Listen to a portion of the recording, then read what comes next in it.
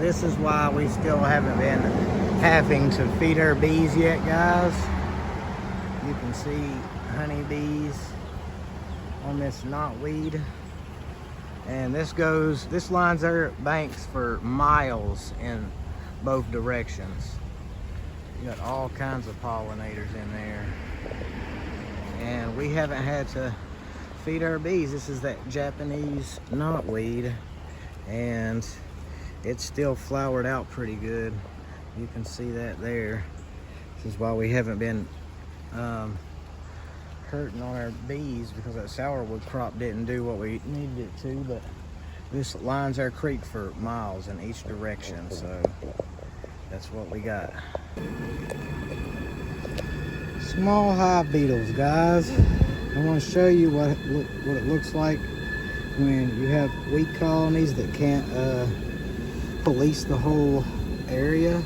And it looks like this. You have small hive beetles get in, and they will completely take over a hive within a matter of days.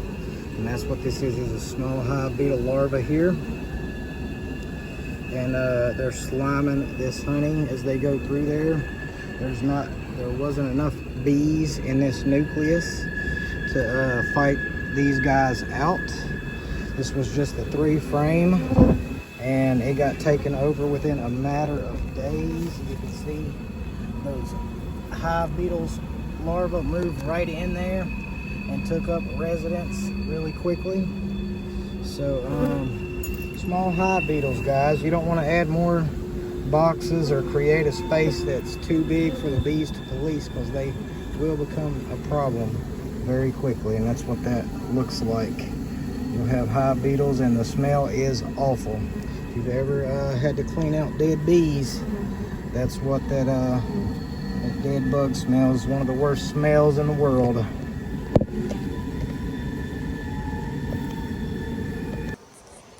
Alright guys, I did a video that showed all that Japanese knotweed. The bees are still bringing in plenty of nectar, but when I was doing some of the inspections in some of these hives, I didn't notice any pollen in there. So you usually find pollen frames next to your brood chamber, and most of my bees have moved down into the bottom brood box. And it's July.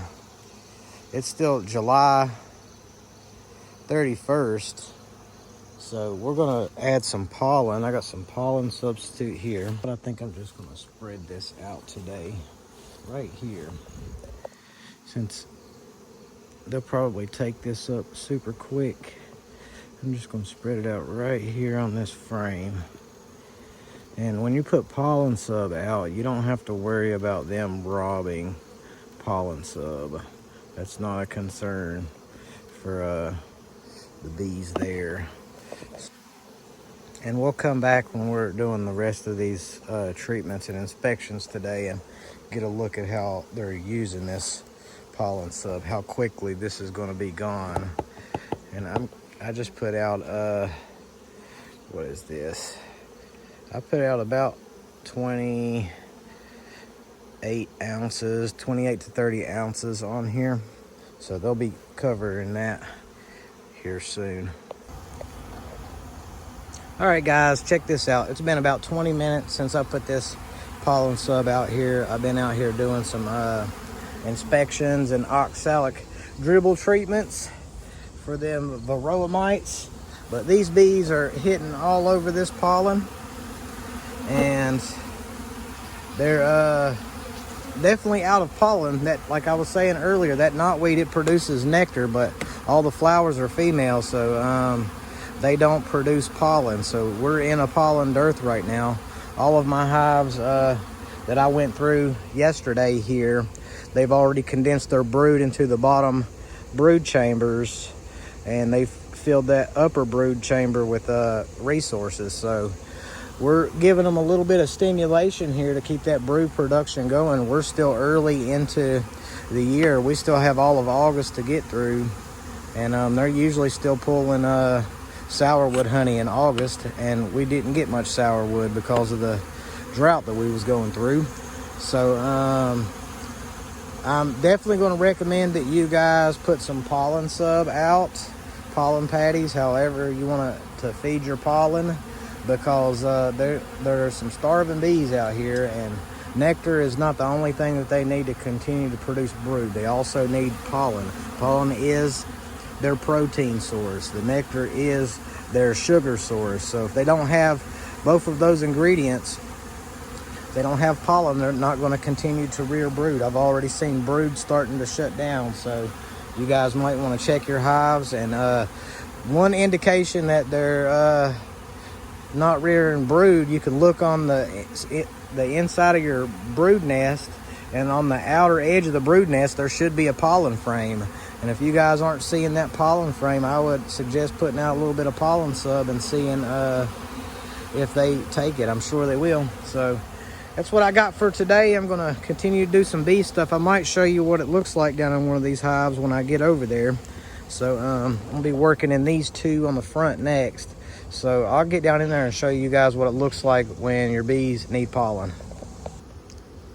So I want you guys to see this. You can see that gleaming down inside them cells, and that means that their bees are still pulling in nectar sources, and that's that Japanese knotweed that I was showing you guys in the first video.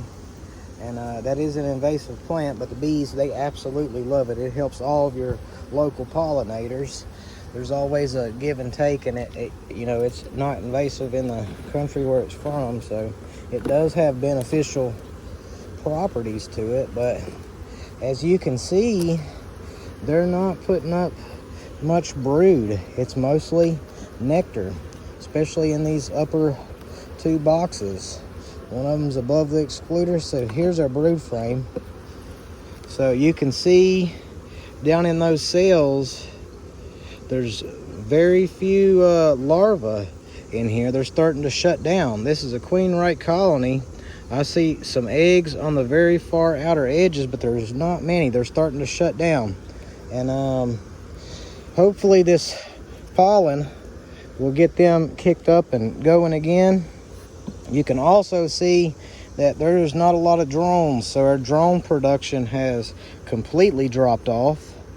So there's no drone rearing going on right now, which means that your varroa mites are switching over to the worker brood. So it's going to be time to do those formic treatments on our next treatment when we come in here to get these girls taken care of, because after the varroa switch over to your worker brood, that's when you're going to start to see issues in your winter population. You want your winter bees to have strong, healthy immune systems going into winter, and they can't do that if they have high viral loads due to varroa switching over to worker brood. To the drone brood, they don't spread the diseases the same because they're receivers. They don't donate food, so they're not good spreaders of disease, and they take the brunt of the disease. You don't see it in your population until usually in August, but it's the end of July now, and this transition's been happening over at least the past 2 weeks. This transition's been going on where they've started to switch and they've went out of drone production. Varroa mites, they prefer drones, and there's no drone rearing going on, so those bees that normally would be taking the brunt force are gone, so the varroa have no choice but to go into the worker brood. And this is just that oxalic dribble treatment, and this has a 30% efficacy kill on varroa mites during the broodless period. And that helps keep them knocked down.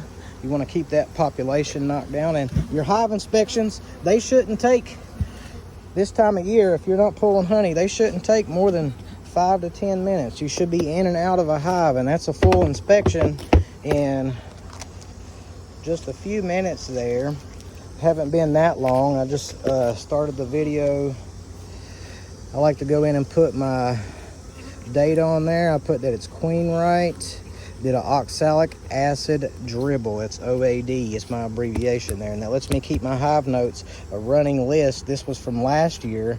Lets me see all of my mite treatments, when I pulled honey, when I added boxes, what type of conditions are going on, if it needs a queen, all sorts of information I like to keep on my lids. I like to use the paint markers of the current year, and this one is green, so a good acronym is Will You Raise Good Bees?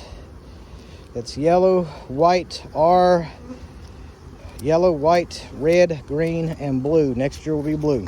So there's a quick 5-minute hive inspection.